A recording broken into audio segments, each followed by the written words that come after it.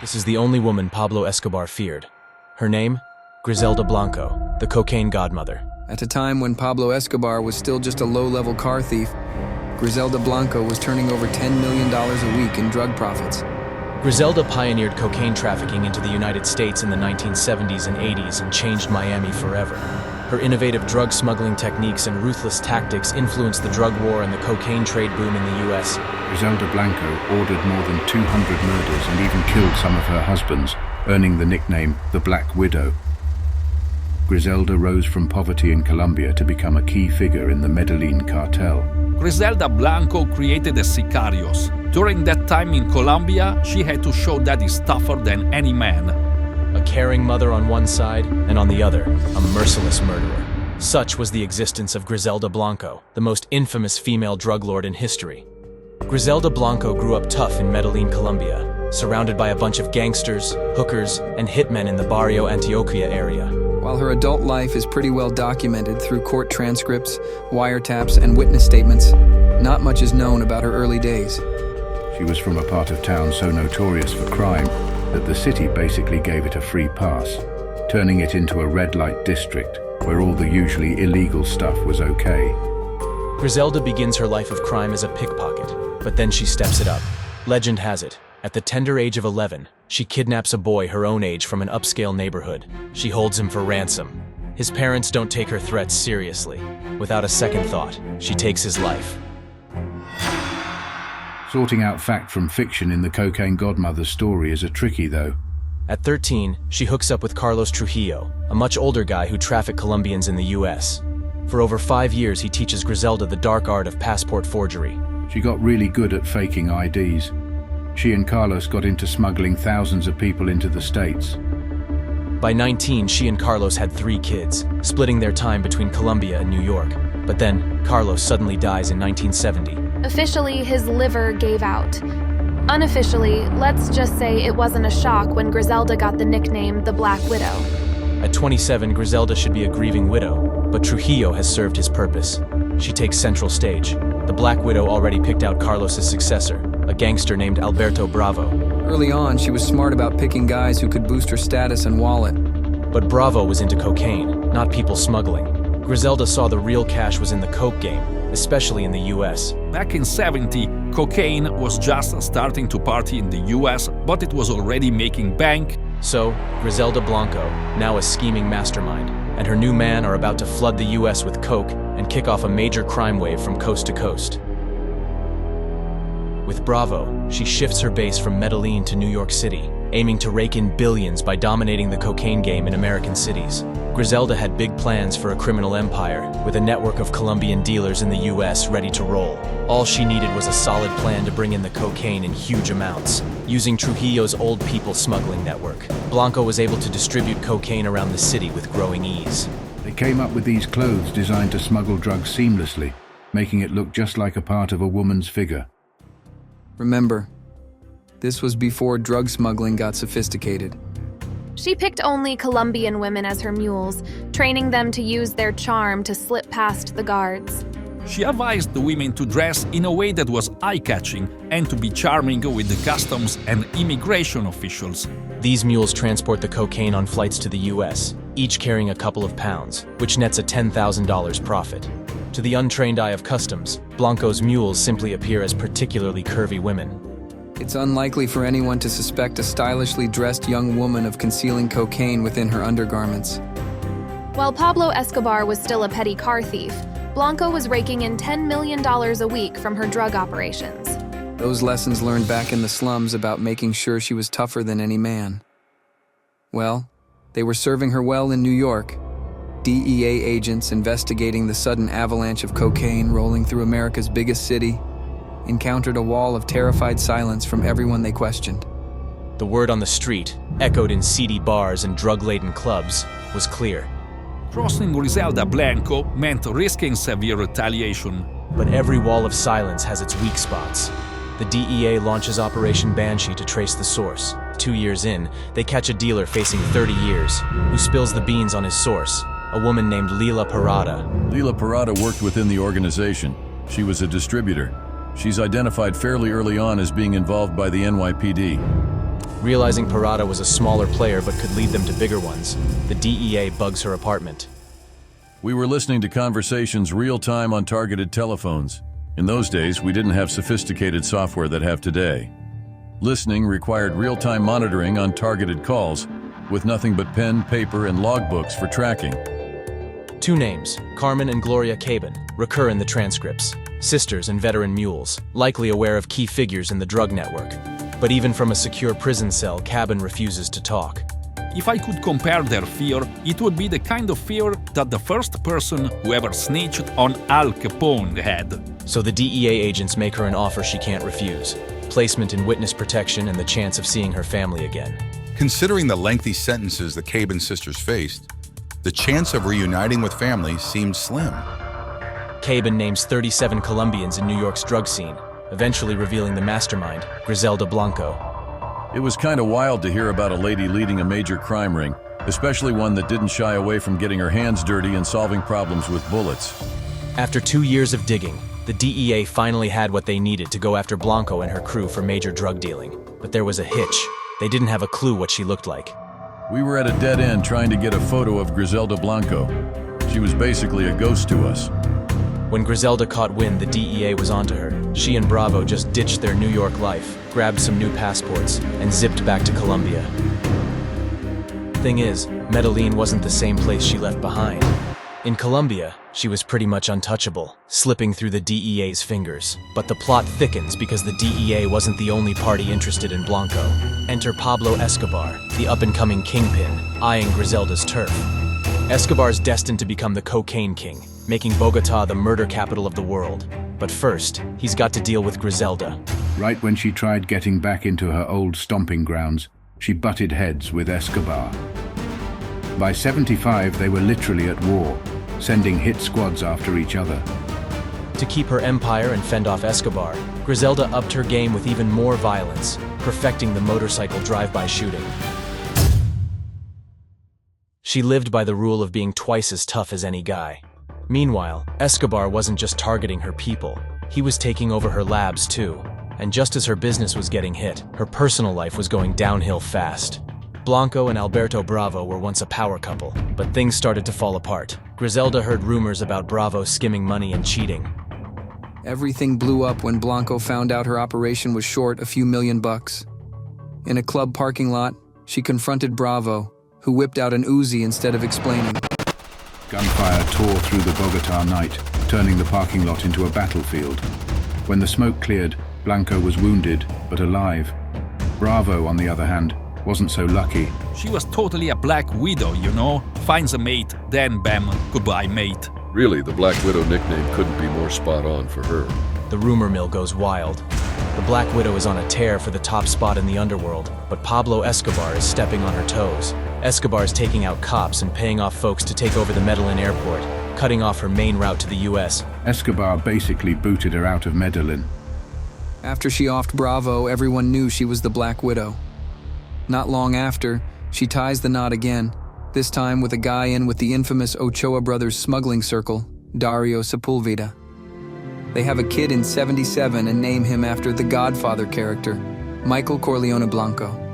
By the late 70s, Blanco had no choice but to head back to the States. With Escobar now ruling Medellín, he had everyone, even the Ochoa brothers, in his pocket. For the first time, Blanco faced someone even tougher than herself. She could fight and lose or get out. She smartly chose to bail. So by the end of the 70s, the Black Widow hops a flight not back to New York, but to a new playground, Miami, the sun and sand paradise. Landing in South Florida, Blanco hit the jackpot right at the cocaine boom. Check this. By 1980, Colombia was pumping out 3/4 of the world's cocaine, with 70% going through South Florida. That's over $20 billion worth hitting Miami annually. With that kind of cash flow, Blanco and her crew were about to turn Miami upside down. She hit the ground running, setting up her distribution network. Since the Cuban gangs ran the Miami streets, Blanco had to make her own way, choosing chaos and murder to carve out her spot. On July 11, 1979, she committed her bloodiest act. She ordered a shootout at Dadeland Mall that ended up with 2 dead and a couple injured.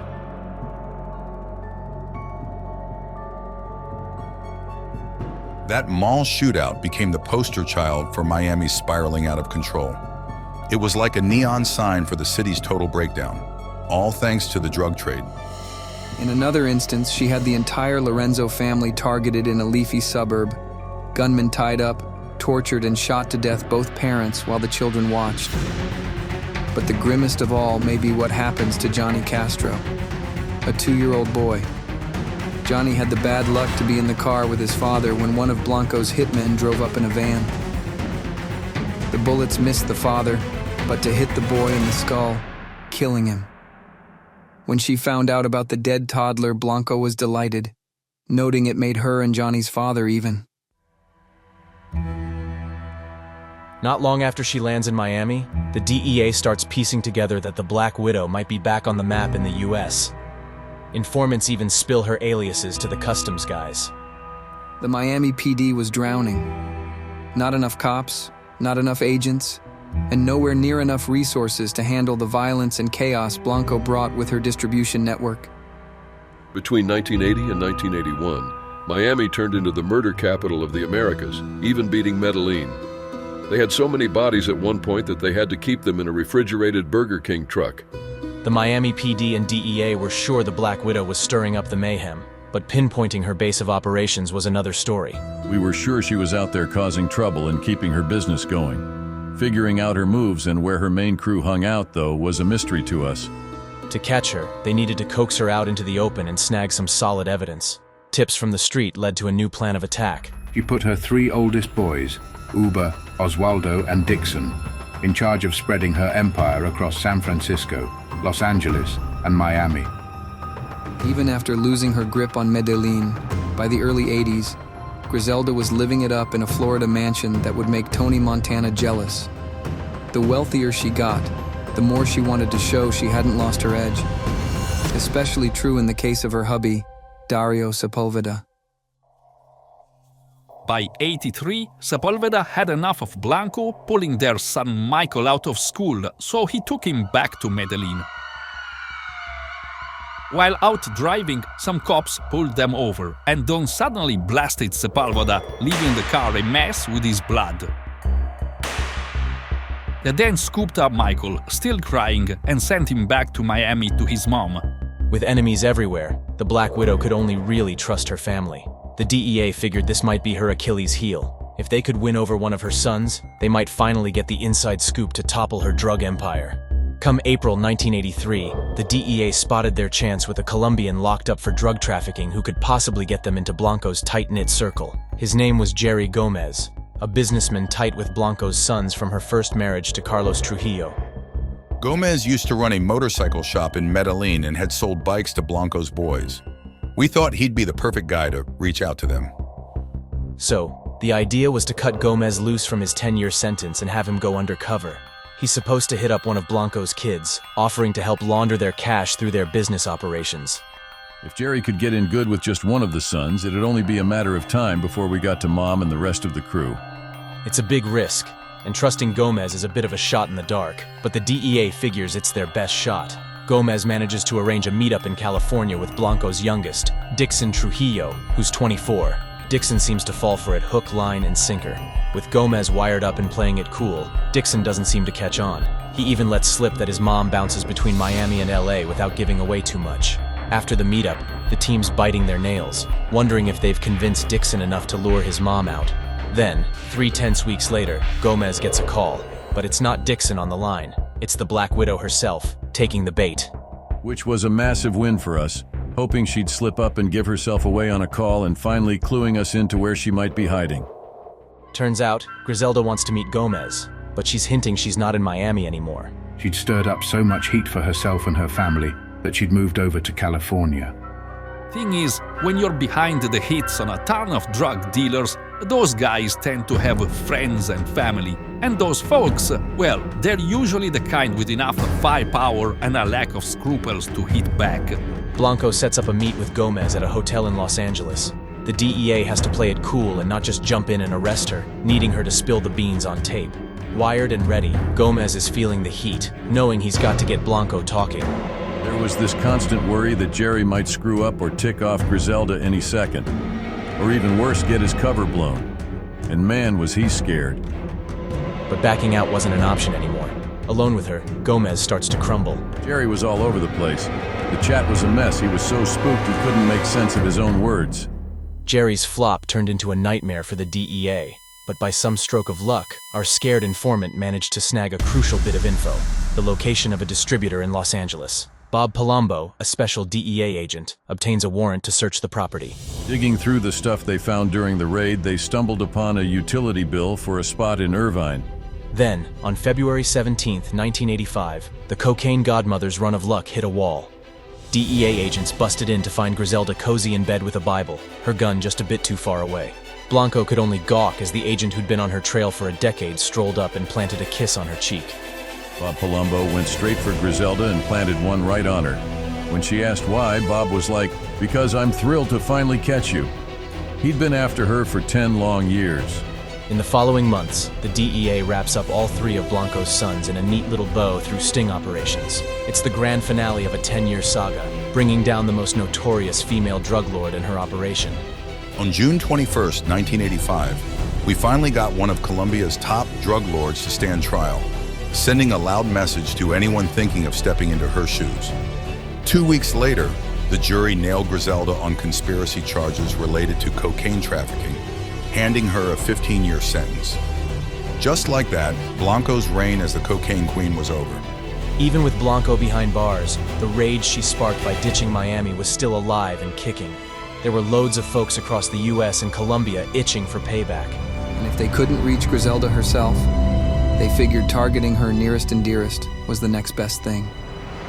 Osvaldo Trujillo, one of her sons, was the first to fall, fresh out of jail in '92. He heads back to Medellín only to get gunned down with a submachine gun at his welcome back bash. By '94, Blanco's on trial in Florida, charged with wiping out the Lorenzo family and little Johnny Castro. She was staring down the barrel of the death penalty.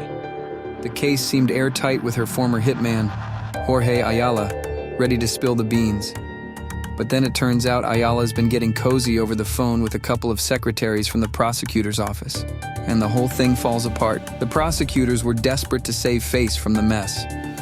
So they cut a deal with Blanco, pleaded guilty to second-degree murder, and she'd only served 20 years, time already served included. That meant she'd be out by 2004. Blanco grabs the deal, and just like that, she walks out of jail in the early 2000s, hops on a plane, and heads back to Colombia. Then she pulls off her slickest vanishing act, laying low for over 5 years. But that wasn't the end for her. Fast forward to September 3rd, 2012. A dude on a motorbike stops outside a butcher shop in Medellín. He strolls in, finds 69-year-old Griselda shopping for meat, and caps her twice in the head before disappearing into the traffic. Looks like there was at least one person out there who hadn't forgotten the score they needed to settle with her. So, at 69, Griselda Blanco meets her end, taken out by the very method she made infamous. If you want more monkey crime stories, check out one of these videos.